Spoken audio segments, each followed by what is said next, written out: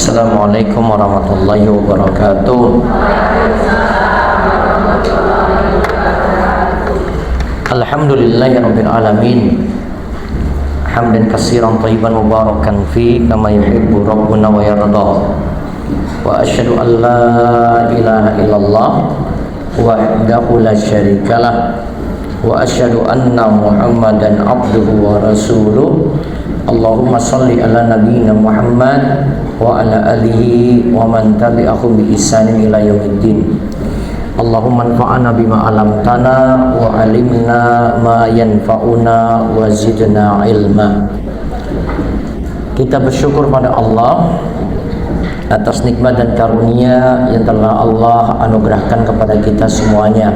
Salawat serta salam semoga tercurah pada Nabi kita yang mulia, Nabi kita Muhammad sallallahu alaihi wasallam. Di kesempatan pagi hari ini kita bersyukur dan kita berada di bulan Sya'ban, tepatnya di tanggal 10 Sya'ban 1447 Hijriah. Kita berada di bulan yang sebentar lagi kita akan masuki bulan Ramadan. Semoga Allah Subhanahu wa taala memanjangkan umur kita dalam kebaikan dan memudahkan kita untuk beramal soleh. Allahumma amin. Ada rangkaian ayat-ayat di dalam Al-Qur'an ini disebut dengan ayat-ayat puasa. Mulai dari surah Al-Baqarah ayat 183, ayat 184, ayat 185, 186 sampai 187. Berarti dari ayat 183 sampai 187. Berapa ayat itu ibu-ibu? 5 ayat. 5 ayat ini membicarakan tentang perihal puasa. Walaupun sebagai seorang muslim kita tidak mencukupkan dengan ayat-ayat ini saja, karena masih ada lagi hadis-hadis yang menerangkan perihal puasa secara lebih lengkap. Tapi ayat ini sudah banyak membantu untuk kita memahami puasa itu seperti apa, bahkan menjelaskan tentang sejarah puasa sejak awalnya itu bagaimana sampai yang kita jalani saat ini dengan adanya syariat yang lebih sempurna, dengan syariat yang Nabi SAW sudah ajarkan secara lebih sempurna pada kita sekalian. Baik, saya akan bahas dari ayat 183. Sudah dibuka ibu? Bawa Al-Quran atau di HP? HP, insyaallah HP-nya canggih sekali berarti ibu ya. Allah Subhanahu wa taala berfirman, ya ayyuhalladzina amanu kutiba alaikumus syiyam kama kutiba alal ladzina min qablikum la'allakum tattaqun. Wahai orang yang beriman, diwajibkan kepada kalian as-syiyam, berpuasa, kama sebagaimana diwajibkan alal ladzina min qablikum, pada orang sebelum kalian, la'allakum tattaqun, agar kalian menjadi orang-orang yang bertakwa. Baik, ayat ini pertama kesimpulannya menjelaskan puasa itu wajib. Puasa itu menjadi wajib. Terus yang kedua, ini disebut dengan istilah siyam. Dalam bentuk yang lainnya bisa kita sebut dengan saum. Dalam bahasa Indonesia kita sebut dengan puasa. Pengertiannya adalah al-imsaku anil muftirat min tulu'il fajri ila ghurubis syams, menahan diri dari pembatal-pembatal menahan diri dari pembatal-pembatal. Sejak terbit fajar subuh hingga terbenam matahari. Sejak kapan ibu-ibu? Terbit fajar subuh hingga tenggelam matahari. Nah, terbit fajar subuh ini nantinya penentuannya ini di negeri kita ini macam-macam ini ya, karena ada yang menggunakan jadwal yang seperti ada dari Kemenak, ada yang nanti plus 8 ya, ada lagi yang lebih daripada itu ya, nanti tergantung ibu itu nanti mau pilih yang mana. Jadi kalau mau pakai penelitian-penelitian ya, penelitian-penelitian yang ada, bisa saja ibu menggunakan yang plus 8 dari jadwal azan normal. Artinya walaupun di tempat lain sudah azan, tapi kalau ibu meyakini seperti itu, maka ibu mulai puasa dari waktu tersebut. Sejatinya waktu imsak kan ada di jadwal imsakiyah, itu ada namanya waktu imsak, ada waktu subuh. Waktu imsak itu cuma untuk kehati-hatian saja, itu belum terbit fajar subuh, tapi cuma kehati-hatian ya, 10 menit sebelum azan subuh. Kemudian sampai tenggelam matahari. Kita punya satu problem ini bagi yang senang traveling atau senang jalan-jalan dan puasa mau tetap puasa ya, tetap perjalanan mau tetap puasa. Misalnya mau pergi umroh di bulan Ramadan, makin ke barat kan matahari belum tenggelam-tenggelam, betul nggak? Matahari kan tenggelam sebelah barat kan. Oke, kalau dia mulai terbang itu siang hari, maka ketika ke barat, dia ke barat terus, itu matahari belum tenggelam-tenggelam, Bu. Sekarang di manakah waktu berbuka puasa orang ini? Apakah waktu take off ikut Jakarta? Ataukah ikut di negara dia ini, tiba di negara mana? Misalnya kalau di tengah-tengah dia sampai di India misalnya ya. Atau tunggu gelap dulu.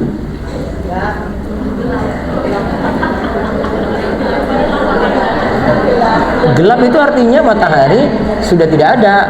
Mudah, Bu. Matahari sudah tidak ada.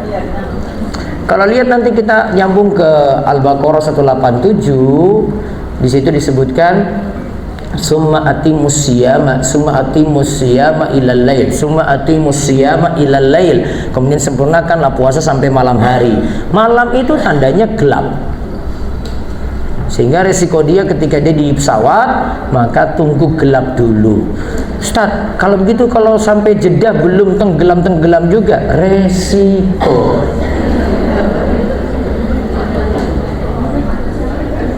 Bu. Itu kalau terbangnya ke barat, makanya pilih yang terbangnya ke timur.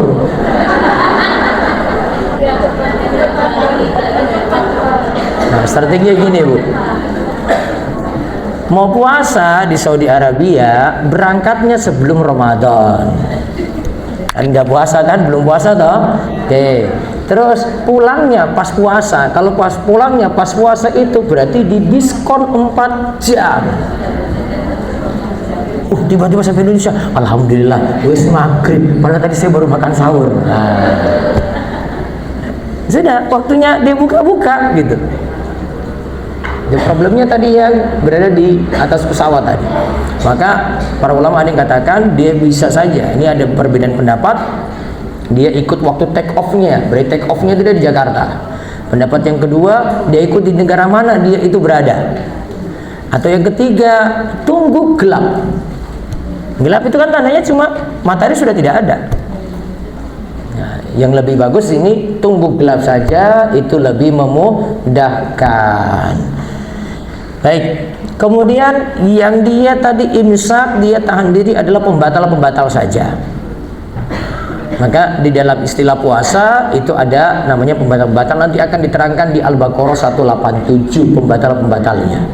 Terus Kama kutiba 'alal ladzina min qablikum la'allakum tattaqun. Sebagaimana diwajibkan kepada orang-orang sebelum kalian. Berarti puasa ini bukan hanya syariat Islam saja.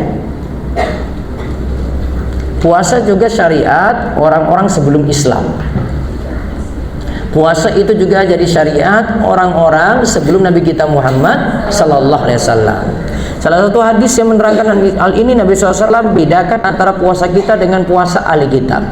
Faslun ma baina siyamina wa siyami ahli kitab aklatas sahur. Pembeda di antara puasa kita dengan puasa ahli kitab yaitu makan sahur. Berarti puasanya orang Islam saat ini diberi keringanan makan sahur. Tapi puasanya ahli kitab berarti mereka puasa juga. Mereka tidak dikasih kesempatan untuk makan sahur. Berarti lebih enak puasa kita apa ahli kitab? Puasa orang muslim.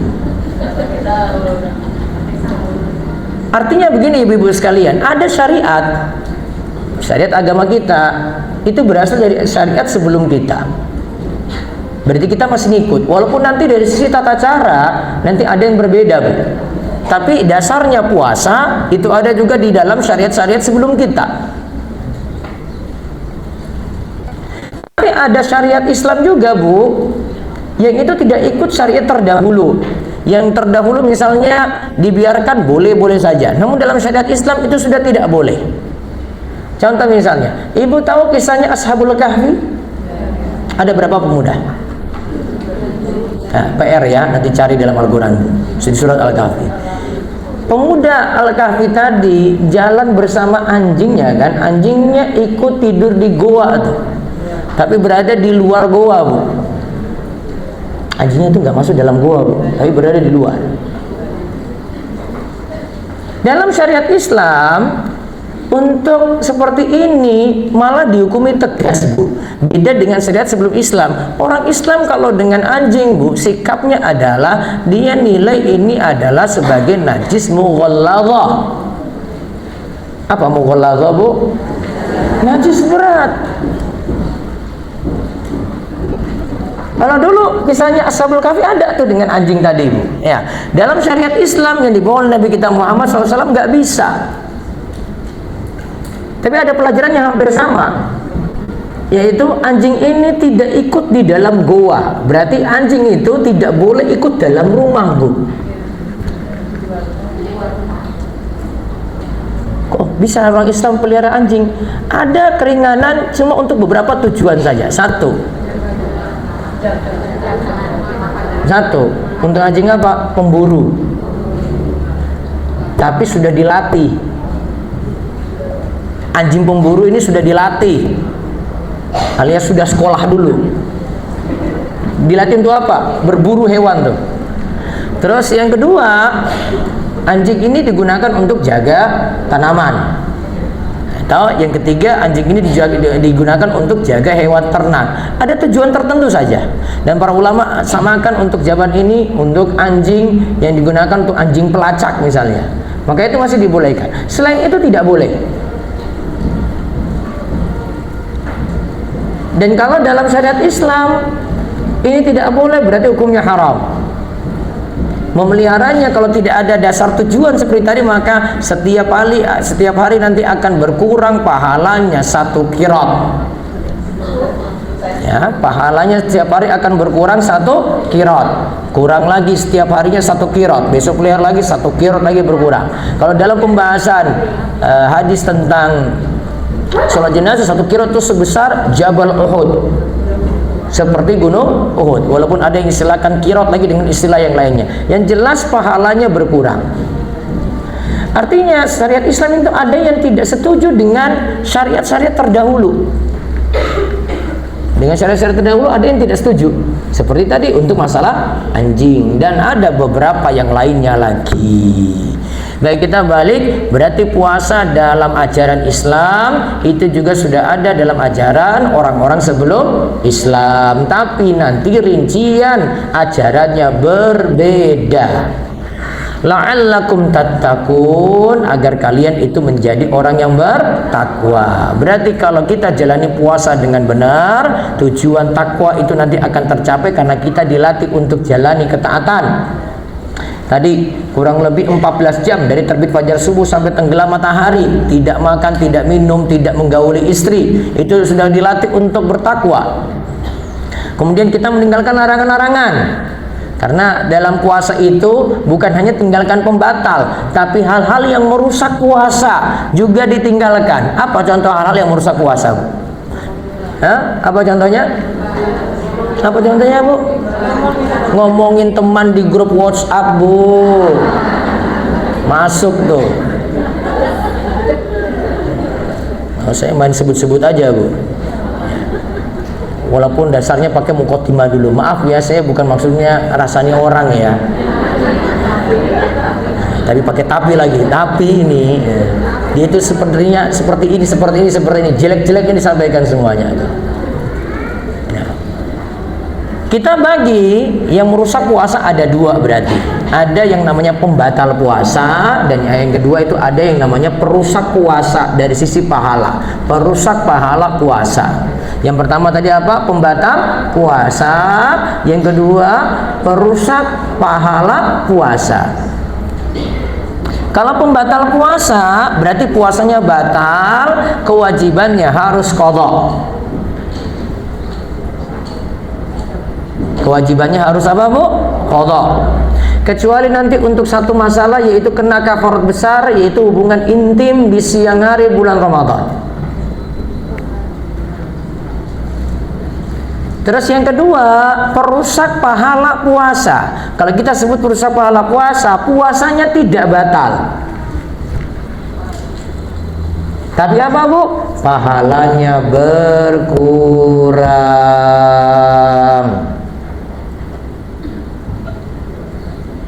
Bu, puasa tapi tidak sholat subuh, sah atau tidak? Puasa tidak sholat subuh, tidak sholat zuhur, tidak sholat asar, masuk masjid pas buka, karena ada buka puasa dia malu ikut sholat, Bu. Nanti dikasih nasi kotak setelah itu. Sah? Hah? Sah atau tidak, Bu? Sah atau tidak? Bagi ulama yang menyatakan bahwasanya orang yang meninggalkan sholat kafir, puasanya tidak sah. Sedangkan bagi ulama yang katakan itu dosa besar, tidak kafir, berarti pahalanya berkurang, bisa jadi nggak dapat pahala sama sekali itu. Jadi kalau dibilang pahalanya berkurang, berarti dia tidak perlu qadha. Jadi kalau saya ya selalu nasihati ini karena orang itu kadang lebih memilih puasa daripada memilih sholat. Puasanya bisa full 30 hari, tapi sholatnya bolong-bolong terus. Dan itu masih diteruskan di bulan Ramadan. Padahal yang lebih penting, Bu, Ibu ingat baik-baik, Bu, yang lebih penting itu sholat dibandingkan puasa, Bu. Orang yang sholat 5 waktu pasti rajin puasa atau tidak, Bu? Iya. Tapi kalau orang itu puasa 30 hari full, apakah rajin sholat? Enggak. Belum tentu, Bu. Maka ingatkan pada keluarga ibu, ada suami, ada anak-anak, ada saudara, biar pahalanya tidak sia-sia. Ingatkan sholat. Ya, ingatkan sholat, itu sholat paling penting. Mikir sholat wajib aja dulu deh. Kalau dia mikir sholat sunnah itu berat. Bahkan kita itu anehnya kadang lebih mikir sholat tarawih. Tahu puasa itu gandengannya dengan tarawih. Sholat tarawih lebih penting itu daripada sholat-sholat yang lain.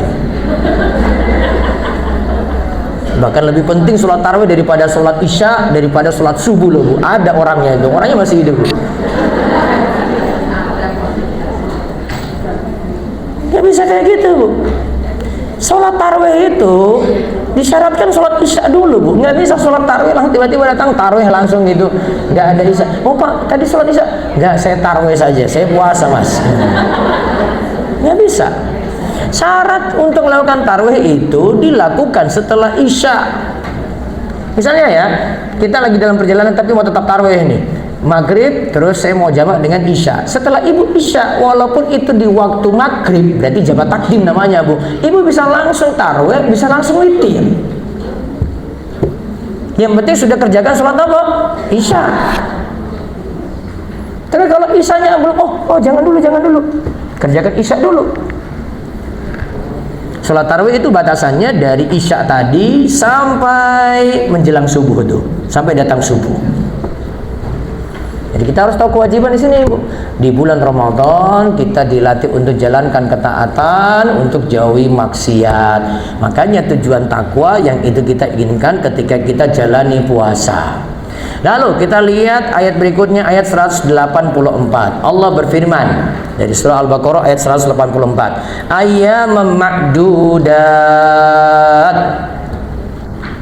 Faman kana minkum maridan aw ala safarin fa iddatun min ayyamin ukhar. Wa 'alal ladzina yutiqunahu fidyatun ta'amu miskin. Faman tatawwa khairan fa huwa khairul lah. Wa antasumu khairul lakum in kuntum ta'lamun. Puasa itu dilakukan pada hari-hari tertentu. Puasa itu dilakukan pada hari-hari tertentu. Dalam setahun, Bu, cuma 1 bulan saja. 11 bulan tidak wajib puasa.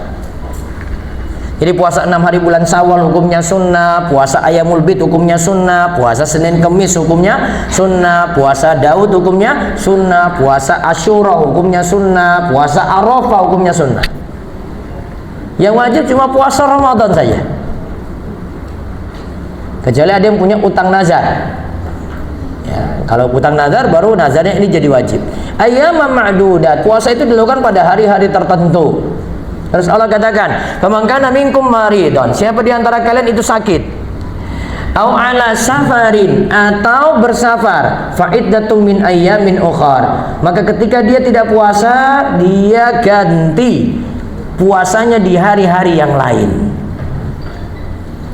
Berarti ada uzur yang disebutkan dalam surat Al-Baqarah ayat 184 ini, ada uzur orang boleh tidak puasa. Karena sebab apa? Safar, karena sebab sakit. Ini saya gabungkan rinciannya dengan ayat 185. Terus dikatakan, wa 'alal ladzina yutiqunahu fidyatun ta'amu miskin. Bagi yang berat puasa, maka dia tidak puasa diganti dengan fidyah. Dia tidak puasa diganti dengan apa? Fidyah. Nanti saya rinci lagi, tunggu. Tapi dalam ayat lanjutannya dikatakan, "Faman tatawwa khairan fa huwa khairul lah." Siapa dengan rela melakukan kebajikan, maka itu baik untuknya. Wa antasumu khairul lakum. Siapa yang puasa itu lebih baik baginya in kuntum ta'lamun. Bu, tadi kita sudah sebut kewajiban puasa. Tapi di ayat 184 ini disebutkan bahwasanya siapa yang mau puasa silakan puasa, puasa lebih baik. Tapi kalau tidak puasa silakan bayar fidyah. Jadi dulu di awal-awal puasa, Bu, puasa itu pilihan. Yang mau puasa silakan puasa, nggak mau puasa silakan bayar fidyah. Ini belum kita bahas untuk tiang sepuh, Bu. Jadi dikasih 2 pilihan. Bu, ibu di posisi ini kira-kira ibu pilih yang mana? Puasa apa fidyah? Iya, ibu pilih kayak begini teorinya kan. Dan wah, sudahlah saya kasih makan aja lah, ngapain puasa mah. Karena kasih makan lebih ringan, Bu. Ibu nggak puasa. Jadi masih dikasih pilihan, kamu mau puasa atau kasih fidyah? Itu pilih terserah, Bu. Tapi kalau sudah sakit ya sudah, memang tidak puasa. nanti diganti. Kalau dalam keadaan safar tidak puasa, nanti diganti. Tapi waktu itu masih dikasih pilihannya mau puasa boleh, kalau tidak puasa berarti bayar fidyah. Tapi ayat ini tidak berlaku dikarenakan untuk fidyah hanya berlaku untuk orang yang tidak kuat puasa secara permanen. Apa permanen, Bu?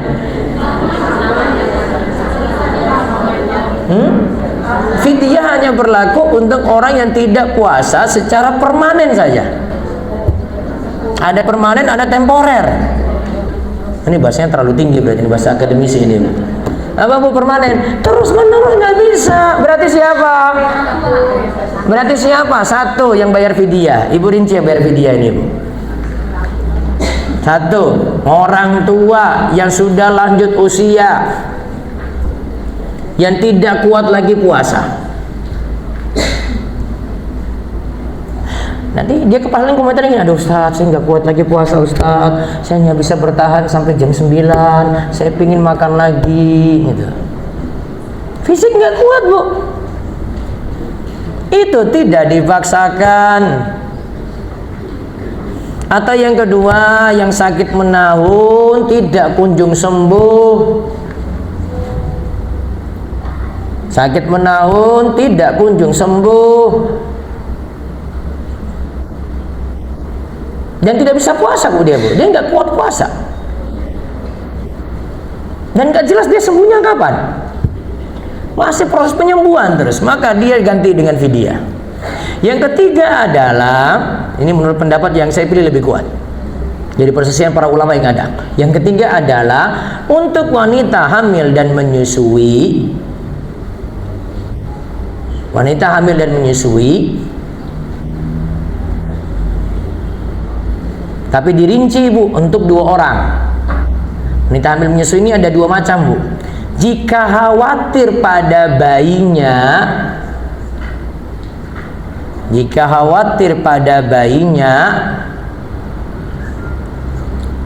maka kewajibannya qadha plus fidyah. Ada kata qadha di situ.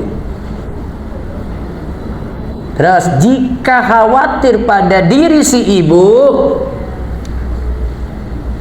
maka kewajibannya hanya qadha saja. Kewajibannya hanya qadha saja. Saya ulang, jika khawatir pada diri bayinya, jika khawatir pada bayinya kurang ASI, bayinya kurang asupan makanan, berarti kewajibannya apa, Bu? Qadha plus fidyah. Terus jika khawatir pada ibunya yang lemas, Bu, maka kewajibannya adalah qadha saja. Kenapa ada qadha di situ untuk 2 kasus ini? Karena wanita hamil dan menyusui bukan sifatnya permanen, Bu. Berapa lama sih hamil dan menyusui, Bu? Berapa lama sih, Bu?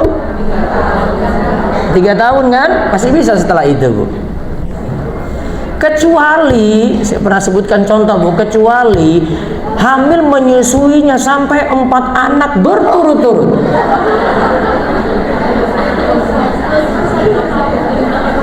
Hamil nyusui, wis 8 tahun lah. 8 kali 30 aja sudah hampir 1 tahun tuh, Bu, dia qadha tuh, Bu. Kalau maraton itu, Bu, berturut-turut tuh, Bu. Kalau yang ini karena berat, berarti fidyah. Fidyah itu kalau sudah berat, Bu, sudah terlalu banyak. Tapi yang sudah kejadian dulu, wes duwe anak dulu, sudah bayar fidyah, Bu. Nggak usah mikir qadha lagi, wes rampung, Bu. Ini cukup ilmu yang besok mau punya anak lagi.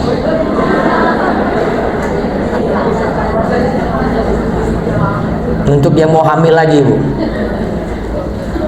Oke, sudah. Tambah satu lagi, fidyah lagi untuk, sudah berapa orang tadi? Tadi yang sepuh, yang sakit menaun, terus untuk wanita hamil menyusui. Terus yang keempat, untuk yang terlewat bayar qadha puasa. Terlewat bayar qadha puasa. Apa maksudnya Ustaz? Ini bulan apa Bu? Sya'ban. Utangnya karena haid ada 6 hari. Di Syawal sibuk halal bihalal, jalan-jalan, liburan, nggak sempat bayar puasa. Di bulan Dzulqa'dah sibuk lagi, Dzulhijjah sibuk lagi, Muharram sibuk lagi, sampai Sya'ban masih punya 6, kelewat lagi. Orangnya masih ada Bu, masih hidup Bu dia Bu. Belum bayar-bayar, lewat Ramadan sampai Ramadan berikut belum dibayar-bayar Bu. Maka utangnya tadi berapa? 6. Nanti setelah Ramadan ini bayar utang 6 plus fidyah untuk 6 hari. Tadi berapa tadi? Puasanya 6, tetap bayar dong. Ditambahkan dengan apa Bu? Fidyah. Fidyahnya berapa hari? Untuk berapa hari? 6. Nanti bentuk fidyah akan saya jelaskan Bu. Yang penting tahu fidyahnya dulu. Ini saya kasih tahu yang ringan dulu Bu. Fidyah yang berat saya mau kasih tahu, tetapi nanti ngeri Bu nanti Bu. Saya kasih tahu yang ringan aja deh. Soalnya ada ibu yang dari SMP sampai SMA sampai kuliah sampai wis nenek-nenek belum bayar-bayar juga. Ada itu Bu. Itu berat. 6 tadi plus 6 fidyah. Jelas Bu? Oke, fidyahnya karena apa? Kelewat. Siapa suruh lewat-lewat Bu? Karena tadi Syawal sibuk makan, Dzulqa'dah sibuk makan, Dzulhijjah sibuk makan, sampai Sya'ban makan-makan terus Bu. Tinggal mepet berapa hari nggak mau bayar-bayar juga. Masuk Ramadan berikut belum terbayar. Padahal sehat Bu, sehat alhamdulillah Pak Ustadz. Kok belum bayar? Ya gitulah Pak Ustadz. Bukan lupa Bu, males.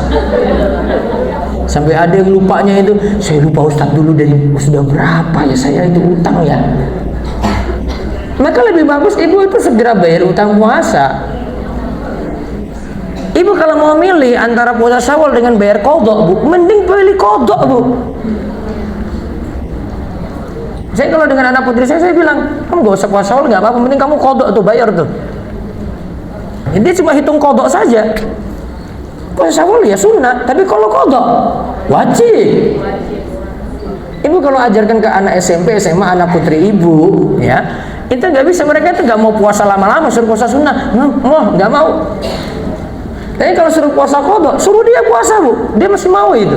Jadi kan itu kewajiban, itu lebih dipikirkan daripada puasa yang sunnah-sunnah Bu. Yang penting utangnya lunas daripada numpuk nanti.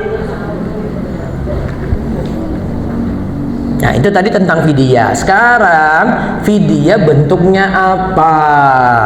Di sini dalam ayat ini belum dirinci.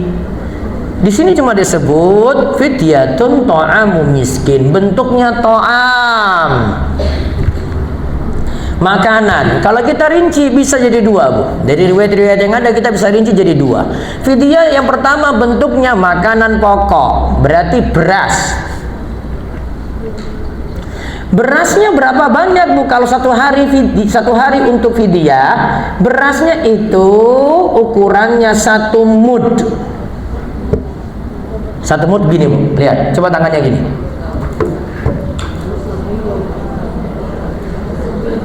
Ini dikira-kira 6 ons, catat 6 ons. Berapa Bu? 6 ons. Itu berarti 1 hari. Kalau ibu tidak puasa 30 hari mau bayar fidyah, berarti tinggal dikalikan 30 kalikan 6 ons. Berapa kilo? Berapa kilo? 18 ya? 18 kilo saja. Pilihan yang kedua, karena ada cerita sahabat itu memberi makan pada orang dengan maksud fidyah, berarti bentuknya memberi makan. Ustadz berapa kali makan? Hah? Berapa kali Bu? MBG berapa kali makan Bu? Oke, sudah terjawab Bu sebenarnya. Satu kali makan kan bisa hidup aja kan bisa Bu. Maka cukup satu kali. Satu hari tidak puasa berarti satu kali makan. 30 hari tidak puasa berarti 30 kali beri makan. Cukup satu makan kan satu bungkus. Bukan sahur sama buka Bu. Berarti 30 tadi dikalikan saja. Satu bungkus makanan satu hari itu Bu. Nah, di pondok kami Darus Solihin itu biasanya terima fidyah. Nah, kami buatkan ya porsi makan, ya nasi, ada lauknya, ada ayamnya. Terus nanti cari ke orang-orang miskin untuk disalurkan. Ingat catatannya, penyalurannya dalam bentuk makanan, walaupun nanti transfer dalam bentuk uang, tapi kan diwujudkan makanan. Penyalurannya dalam bentuk makanan disalurkan pada orang miskin. Boleh dipakai untuk buka puasa, Bu? Boleh. Kalau yang buka puasa motornya bagus-bagus, orang kaya nggak boleh Bu. Cari orang miskin, anak kos-kosan kampus boleh? Boleh. Datang motornya lebih bagus pada motor ibu. Nggak bisa Bu. Cari orang miskin, karena kalimatnya sini to'amu miskin, beri makan pada orang miskin. Apa Bu? Terdampak bencana, butuh makan atau tidak? Butuh. Mereka susah? Susah? Boleh. Baik, selanjutnya ayat 185. Masih nyambung ke ayat 184. Nanti kita bahas tentang sakit maupun tentang safar. Syahrul Ramadan alladzi unzila fihi al-Qur'an hudan lin-nasi wa bayyinatin minal huda wal furqan. Bulan Ramadan itu adalah bulan diturunkannya Al-Qur'an sebagai petunjuk bagi manusia dan juga sebagai penjelas. Di dalamnya itu ada al-huda, ada petunjuk bagi kita, wal furqan, dan juga Al-Quran itu sebagai pembeda. Faman syahida minkumus syahra falyasum. Sini perintahnya Allah katakan, siapa yang menyaksikan awal bulan maka hendaklah dia berpuasa. Menyaksikan awal bulan di sini Bu, para ulama ikhtilaf. Beda pendapat. Ada maksudnya adalah lihat lokal, berarti cuma satu negara saja. Oh, kalau di Indonesia sudah terlihat hilal maka sudah cukup. Ada yang katakan bahwasanya enggak, ini berlaku internasional. Artinya kalau negara lain terlihat, di sini pun juga berlaku. Nah, maka wajar di negeri kita nantinya perbedaan hari raya karena di negara kita itu tolerannya luar biasa. Pemerintah itu sebenarnya tidak tegaskan untuk ikut siapa. Beda kalau jenengan di Malaysia, jenengan ada di Saudi Arabia, beda. Kalau itu dilarang berarti semua ormas itu nggak boleh buat macam-macam gitu. Wong ada yang H-5 sudah lebaran duluan kok ada. Itu pun nggak ditangkap, itu cuma dinasihati aja. Dan itu tetap di hari raya itu. Maka dari sisi ini ya, untuk pemilihan tadi para ulama itu berbeda pendapat. Yang jelas kalau sudah masuk awal bulan terlihat hilal ya, baik sekarang sudah menggunakan cara hisab ya, yaitu dengan menggunakan perhitungan lebih teliti karena makin bertambah zaman, teknologi makin bagus, hal itu bisa diprediksi. Sebagaimana kita bisa prediksi kapan gerhana. Gerhana bisa diprediksi nggak Bu sekarang? Bisa. Bisa tahu jamnya sekian, antara jam sekian, daerah yang kena itu ini tahu. Oh, ini nggak lewat Jogja, tahu itu. Teknologi Bu, kecanggihan. Maka siapa menyaksikan awal bulan maka dia hendaklah berpuasa. Nah, ayat 185 ini adalah ayat penegasan. Tadi fidyah itu tidak lagi jadi pilihan. Ayat ini menegaskan apa, Bu? Yang mampu puasa, puasa. Terus fidyah untuk orang-orang tadi saja. Jadi tidak ada pilihan lagi. Oh, silakan puasa atau silakan bayar fidyah. Fidyah tidak dikasih pilihan kecuali untuk orang yang berat puasa. Berarti yang kuat, yang sehat, yang mukim hendaklah berpuasa. Terus Allah lanjutkan, "Wa man kana maridan aw 'ala safarin fa iddatun min ayyamin ukhra." Siapa yang sakit? Sakitnya yang bagaimana? Sakitnya, kalau kita bahas sakit yang boleh tidak puasa, berarti sakitnya sakit berat, Bu. Kalau sakitnya cuma hacim terus gitu ya, itu masih kuat puasa, Bu? Masih sangat kuat. Kalau cuma pusing gara-gara mikir utang, masih bisa puasa, Bu, walaupun utangnya banyak. Bukan dia langsung jadi sakit berat, enggak. Cukup sini kita maknakan siapa yang sakit berat, dia tidak kuat puasa. Begitu juga untuk musafir. Kalau musafir, di sini syaratnya musafir tidak pakai standar berat atau ringan. Yang penting disebut musafir, Bu. Musafir itu apa di dalam ayat ini? Sekarang Ibu catat, musafir dalam ayat ini adalah satu,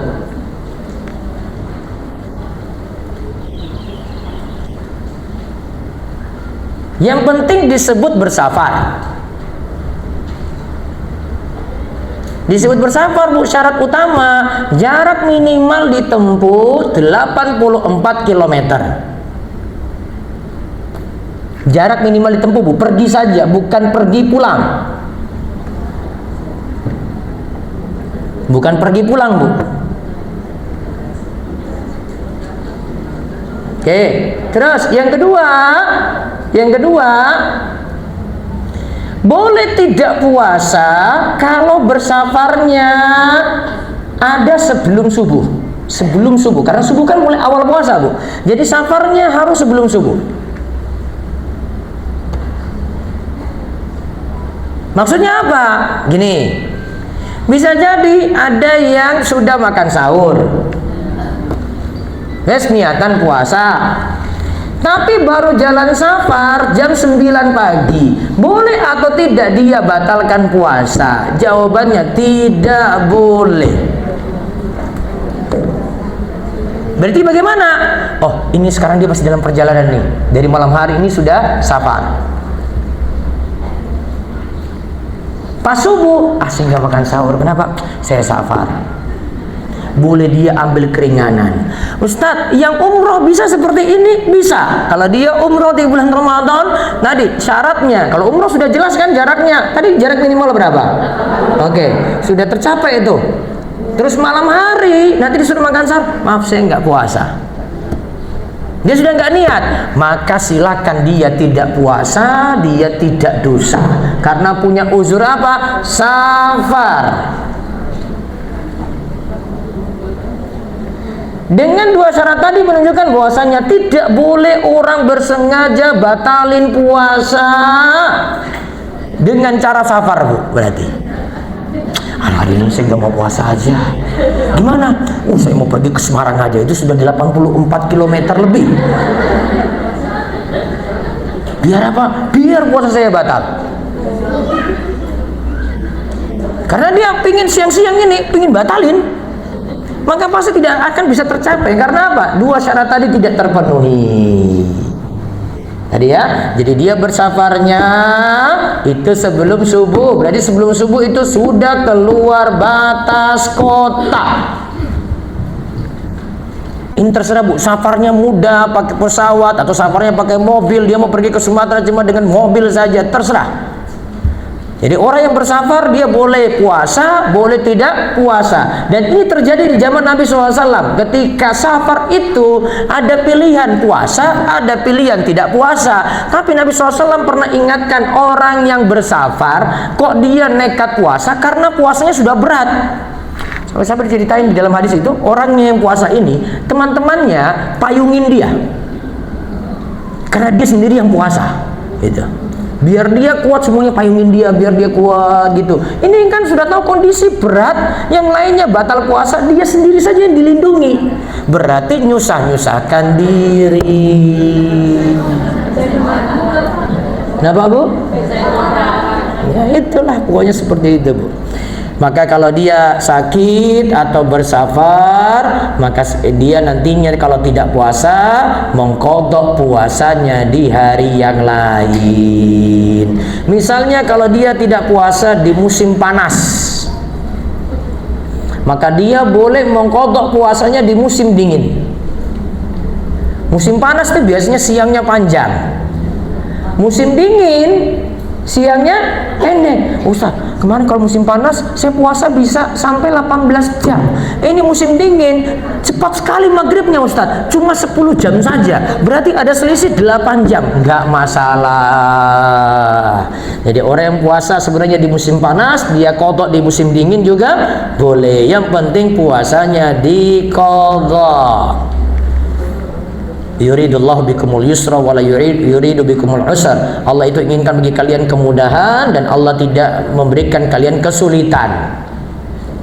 Itu kemudahan bagi kita tuh. Ya, sekali lagi, sakit sebab tidak puasanya karena apa? Sakitnya berat. Tapi kalau musafir sebab tidak puasanya apa, Bu? Safarnya. Maka kalau ada seandainya yang lagi bersafar di bulan Ramadan, bulan tas, dia tidak puasa, kita kasih uzur ke dia. Oh, dia ini lagi safar nih. Biarin aja. Nggak usah ibu marah-marah. Ih, orang itu pemalas dia mah. Saya kuat-kuat aja kok dia buka puasa. Terserah dia, Bu. Siapa tahu memang dia dari sahur itu sudah bersafar dan dia sudah niat tidak mau puasa. Selesai, Bu. Biarin aja. Tapi manakah yang lebih afdal antara puasa atau tidak saat safar? Jelas puasa lebih afdal. Tapi bagi yang tidak berpuasa juga ada keringanan. Kemudian Allah katakan walitukmilul iddata walitukabbirullaha ala ma hadakum wa la'allakum tashkurun. Dan agar kamu mencukupkan bilangan, sempurnakan puasa itu sampai sebulan penuh. Jika sudah selesai, walitukabbirullaha, bertakbirlah kepada Allah. Berarti ada takbiran. Takbiran mulai kapan, Bu? Kalau puasa sudah selesai. Kalau puasa sudah selesai. Ini saya jelaskan lagi, di negeri kita ini nanti ada besok nih kejadiannya besok ini, Bu. Itu nanti ada perbedaan nanti, Bu. Nanti ada yang mulai puasa lebih dulu, terus lebaran lebih dulu. Terus ada yang milih yang kedua. Dan ada yang memilih, Bu, yang ketiga. Pilih yang puasanya paling lambat, lebarannya paling cepat. Oh, tiba-tiba sholat. Mas, kenapa kau sholat, Mas? Waduh, ini paling cepat Ustaz, ini aja. Kemarin kayaknya kamu puasanya paling lambat deh. Nggak apa-apa Ustaz, yang penting paling cepat, ini juga sama saja gitu. Kita nggak punya prinsip, Bu. Seandainya ada yang sudah hari raya lebih dahulu, yang lainnya belum karena keinginannya itu masih puasa, ya sudah jalani puasa, sabar-sabar gitu. Sudah, yang itu sudah jalani terlebih dahulu. Walitukabbirullaha ala ma hadakum wa la'allakum tashkurun. Ya, bertakbirlah pada Allah atas petunjuk bagi kalian agar kalian menjadi orang yang bersyukur. Terus di ayat 186 ini tentang perintah berdoa. Wa idza sa'alaka ibadi anni fa inni qarib ujibu da'watad da'i idza da'an falyastajibu li wal yu'minu bi la'allahum yarshudun. Dan apabila mereka bertanya kepadamu, ya, dia bertanya padamu, hamba-hambaku bertanya kepadamu tentang aku, yaitu tentang Allah, jawablah aku dekat. Allah itu dekat. Tapi Allah dekat dalam bentuk apa di sini? Ujibu da'watad da'i idza da'an. Aku akan kabulkan doa orang yang berdoa. Berarti Allah dekat pada orang yang berdoa. Artinya Allah ijabahi doanya. Falyastajibuli, maka hendaklah mereka memenuhi bagiku perintah-perintahku.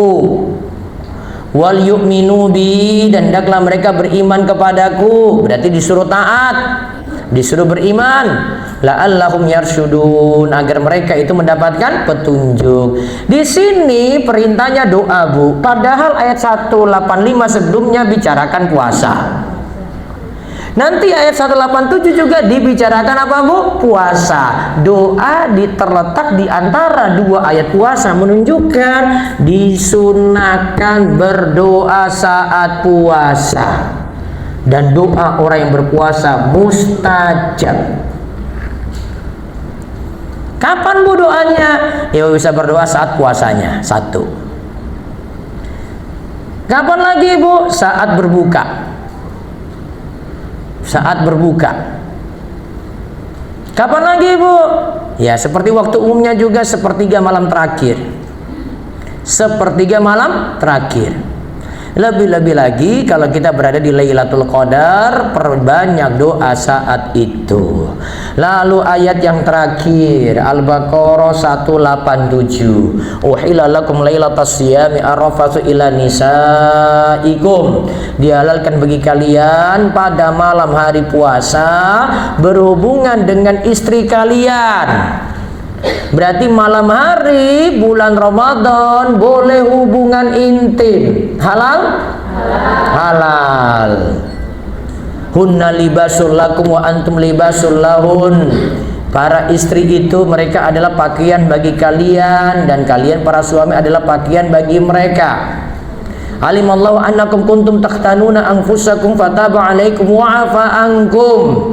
Allah itu maha tahu bahwasanya kamu kadang berkhianat kepada diri kamu sendiri, dan Allah itu mengampuni atas kalian, dan Allah itu maafkan kalian. Ayat ini maksudnya dulu di malam hari itu tidak boleh hubungan intim, karena kalau sudah terlanjur tidur maka langsung lanjut puasa sampai maghrib. Maka malam sudah tidak boleh lagi. Ada sahabat yang diam-diam nekat malam hari.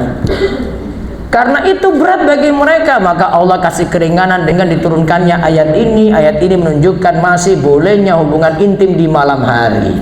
Dan ada pelajaran penting, Bu. Kalau peristiwa itu terjadi di malam hari, pasti ada yang dalam keadaan junub sampai azan subuh karena dari malam belum mandi-mandi. Betul? Maka ini jadi dalil boleh mandi junubnya setelah azan subuh masuk. Boleh puasa? Boleh puasa? Boleh. Tapi disunahkan mandi tadi dilakukan sebelum azan subuh.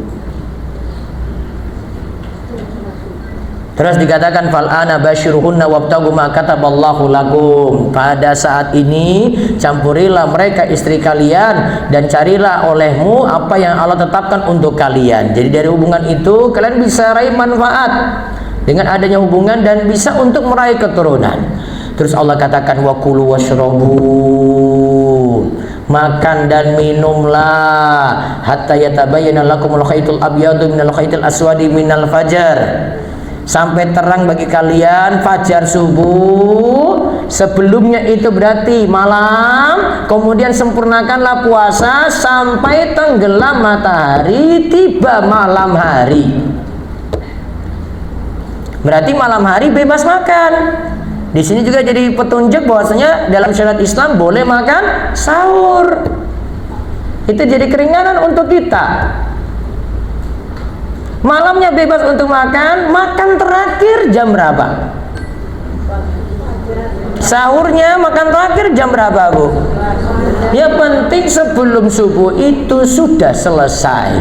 Kalau terjadi misalnya bangunnya telat, terus makan nih, satu suapan masuk, tek, sudah di mulut, Bu, terus azannya tepat waktu ini, Allahu Akbar, Allahu Akbar, makanan yang di mulut diapain, Bu? Dilepeh atau ditelan?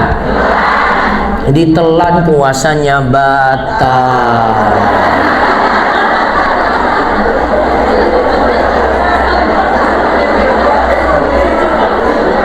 Itu kalau azannya tepat waktu menurut keyakinan ibu. Berarti harus diapain Bu? Dilepek. Ustadz, saya boleh tambah 1 gelas minum nggak? Resikomu bangun telat. Wala tubashiruhunna wa antum aqifuna fil masajid. Janganlah kamu mencumbu istrimu sedangkan kamu sedang beritikaf di dalam masjid. Berarti ini adalah perintah iktikaf. Lalu tilka hududullah fala taqrabuha. Ini adalah aturan-aturan Allah, janganlah kamu dekati. Kadzalika yubayyinullahu ayatihi linnasi la'allahum yattaqun. Demikianlah Allah menerangkan ayat-ayatnya pada manusia supaya mereka bertakwa. Itulah 5 ayat yang membicarakan tentang puasa. Nah, lengkapnya itu sebenarnya diterangkan dalam hadis-hadis. Itu perlu digabungkan lagi dengan hadis-hadis yang begitu banyak yang menerangkan tentang pembatal ini. Wallahu a'lam bishawab. Silakan jika ada pertanyaan. Lufu famis shaim habu ilallahi min rihil misk. Bahwa mulut orang yang berpuasa di sisi Allah itu lebih wangi daripada minyak kasturi. Karena itu kalimatnya di sisi Allah Bu, tetap kalau di sisi orang-orang tetap bau. Bagaimanapun itu, apalagi pas siang hari puasa bangun tidur, tetap bau atau tidak? Iya. Maka ada aturan kalau dalam mazhab Syafi'i itu sebutkan dari pemahaman hadis. Kalau sudah siang hari, bau mulut dibiarkan, gitu. Bau mulut dibiarkan. Maka bersiwak itu cuma batasannya sampai sebelum zuhur, sampai sebelum zuhur. Setelahnya dibiarkan. Nah, terus bagaimana hukum menyikat gigi di siang hari bulan Ramadan saat berpuasa? Kan ada aturan. Kita itu kalau puasa berkumur-kumurnya itu jangan terlalu banyak airnya Bu. Kalau ibu wudu, jika terlalu banyak lantas itu tertelan, nanti puasanya bisa batal karena kesengajaan dengan jumlah air yang terlalu berlebih. Nah, kalau ini terjadi pada menyikat gigi Bu, nantinya dikhawatirkan ibu kumur-kumurnya kebanyakan. Maka saran saya, sikat giginya sebelum subuh saja, setelah makan sahur dan setelah berbuka. Insya Allah aman. Dan semua nanti akan memahami kok, ya memang puasa itu ya kayak begini, resiko gitu. Semuanya bisa maklum Ibu. Insya Allah. Baik. Berikutnya lagi silakan. Kalau pakai obat kumur, darurat atau tidak? Kalau tidak darurat, bukan untuk kepentingan pengobatan, baiknya tidak dipakai. Ya, silakan. Waalaikumsalam warahmatullahi wabarakatuh.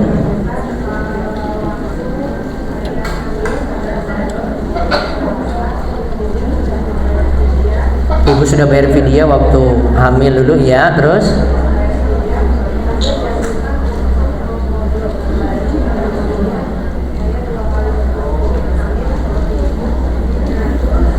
Tapi dulu ibu keyakinannya fidyah saja kan? Oh, ibu juga qadha. Qadhanya sudah selesai? Belum? Iya, Senin Kemis. Sampai sekarang belum selesai? Belum. Dilanjutkan lagi aja nggak apa-apa Bu. Senin Kemis bisa pakai Senin Kemis, tapi niatannya qadha. Yang penting selesai. Itu sudah bagus Bu. Ya, satu lagi silakan. Perempuan itu boleh itikaf atau tidak? Disarankan ibu-ibu juga itikaf. Disarankan juga ibu-ibu itikaf. Itikafnya di mana Bu? Masjid. Di rumah nggak bisa Bu. Ibu dalam kamar gitu pakai sejadah terus ibadah di situ, nggak disebut itikaf Bu. Karena dalam ayat tadi disebut wala tubashirhunna wa antum aqifuna fil masajid. Itikafnya di dalam masjid. Istri-istri Nabi dulu juga pada itikaf di masjid. Ya, jadi tetap ibu-ibu masih boleh itikaf di masjid. Bagi yang punya suami, minta izin sama suami. Kalau tidak diizinkan, ya wes, mana lagi? Ada yang sunnah Bu, itu sunnah. Sedangkan masalah urusan rumah lebih wajib. Baik, itu saja yang kita bahas untuk kesempatan pagi hari ini. Bismillahirrahmanirrahim. Alhamdulillahirabbil alamin. Allahumma shalli ala nabiyyina Muhammad. Allahumma rabban nas musibal ba's isfi anta syafi la syafi'a illa anta syifaan la yughadiru saqaman. Ya Allah, Rabb manusia, ya Allah, ya Rabb yang Maha menyembuhkan segala macam penyakit. Ya Allah, berikanlah kesembuhan dengan kesembuhan yang tidak meninggalkan bekas. Begitu juga orang-orang yang sakit di antara kami yang biasanya rutin ngaji di kajian kali ini dan juga yang tidak bisa hadir, berikanlah kesembuhan ya, dengan kesembuhan yang segera, kesembuhan yang tidak meninggalkan bekas.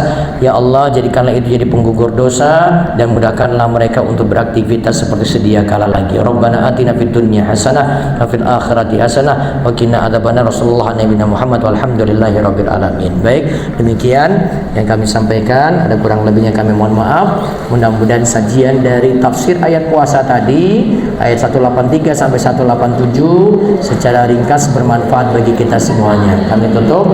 Wabillahi taufiq wal hidayah wa ridwan wal inayah. Subhanakallahumma wa bihamdika asyhadu an la ilaha illa anta astaghfiruka wa atubu ilaik. Assalamualaikum warahmatullahi wabarakatuh.